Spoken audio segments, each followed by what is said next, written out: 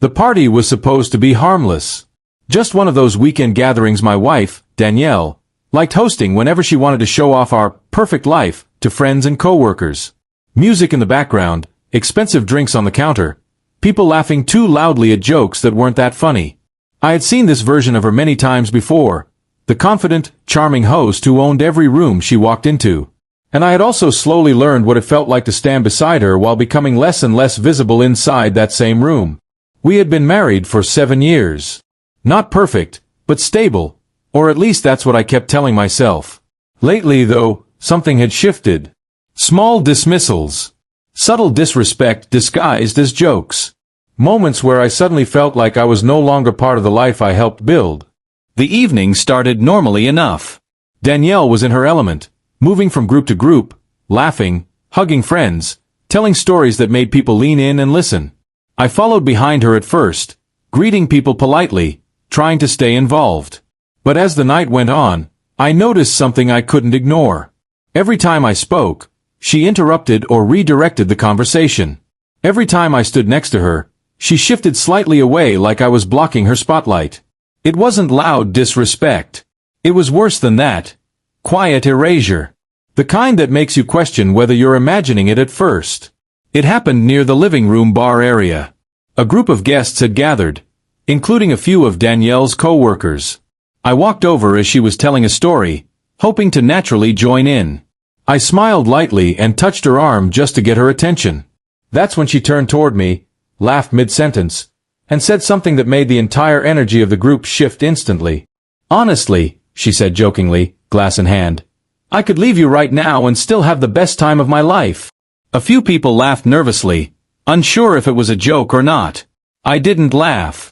For a moment, I just looked at her. Not angry. Not shocked. Just clear. Because something about the way she said it made it sound less like a joke and more like something she had thought about before saying out loud.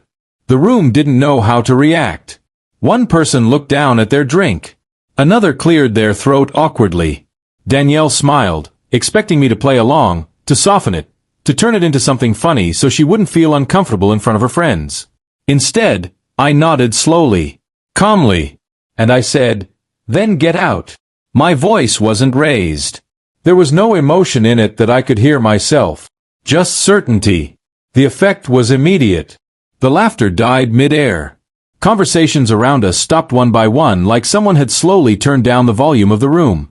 Danielle blinked, confused at first, like she hadn't processed what she just heard. "What?" she asked, laughing nervously now, trying to recover the moment. But nobody else laughed with her. I didn't move. I just stood there, looking at her the same way she had been looking at me all night. Calm, steady, unmoved. "You said you could leave me," I repeated quietly. "So if that's what you want, go." That's when I saw it. The first crack. Not anger. Not defensiveness. Real uncertainty. The room felt frozen now. Someone turned their head slightly like they were watching something unfold they shouldn't be witnessing. Danielle's smile faded slowly as she realized this wasn't going the way she expected. This wasn't a joke anymore. This wasn't something she could laugh off and move past.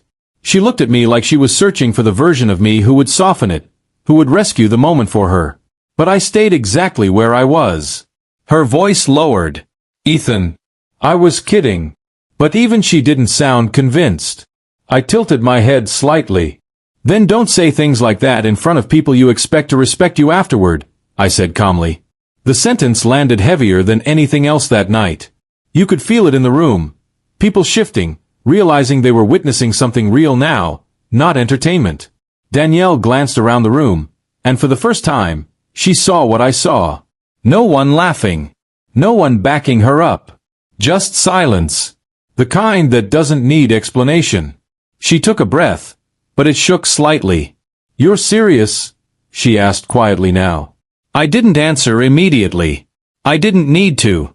The silence already had. Nothing dramatic happened after that. No shouting. No storming out. Just a shift in the air that everyone felt but nobody could describe. The rest of the night carried a different weight. Danielle stayed quieter. More aware. Less certain of herself. And I stayed exactly the same.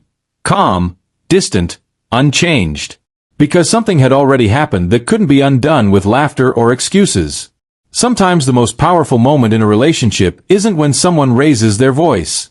It's when they stop trying to protect the person who just stopped protecting them.